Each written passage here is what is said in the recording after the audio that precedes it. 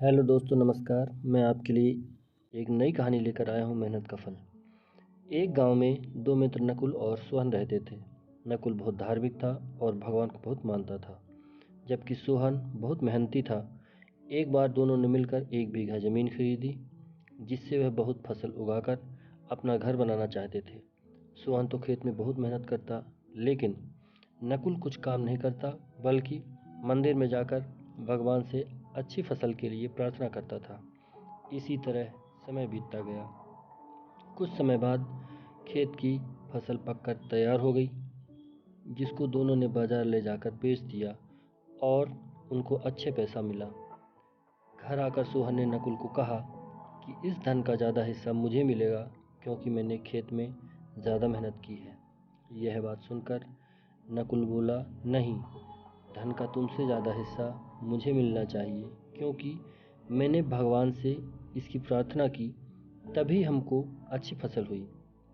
भगवान के बिना कुछ संभव नहीं है। जब वह दोनों इस बात को आपस में नहीं सुलझा सके, तो धन के बंटवारे के लिए दोनों गांव के मुखिया के पास पहुंचे। मुखिया ने दोनों की सारी बात सुनकर उन दोनों को एक एक बोरा चावल का दिया, जिसमें कंकड़ मिले हुए थे। मुखिया ने कहा कि कल सुबह तक तुम दोनों को इसमें से चावल और कंकड़ अलग करके लाने हैं, तब मैं निर्णय करूंगा कि इस धन का ज़्यादा हिस्सा किसको मिलना चाहिए। दोनों चावल की बोरी लेकर अपने घर चले गए। सोहन ने रात भर जागकर चावल और कंकड़ को अलग किया, लेकिन नकुल चावल की बोरी को लेकर मंदिर में गया और भगवान से चावल में से कंकड़ अलग करने की प्रार्थना की। अगले दिन सुबह सोहन जितने चावल और कंकड़ अलग कर सका, उसको ले जाकर मुखिया के पास गया, जिसे देखकर मुखिया खुश हुआ। नकुल वैसी की वैसी बोरी को ले जाकर मुखिया के पास गया। मुखिया ने नकुल को कहा कि दिखाओ तुमने कितने चावल साफ किए हैं। नकुल ने कहा कि मुझे भगवान पर पूरा भरोसा है कि सारे चावल साफ हो गए होंगे।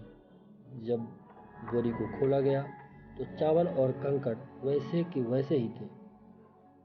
जमींदार ने नकुल को कहा कि भगवान भी तभी सहायता करते हैं जब तुम मेहनत करते हो। जमींदार ने धन का ज़्यादा हिस्सा सोहन को दिया। इसके बाद नकुल भी सोहन की तरह खेत में मेहनत करने लगा और अब की बार उनकी फसल पहले से भी अच्छी हुई। इस कहानी से हमें यह सीख मिलती है कि हमें कभी भी भगवान के भरोसे नहीं बैठना चाहिए। हमें सफलता प्राप्त करने के लिए मेहनत करनी चाहिए। अगर मेरी स्टोरी अच्छी लगी हो तो मेरे चैनल को सब्सक्राइब करें, लाइक और कमेंट करें। धन्यवाद।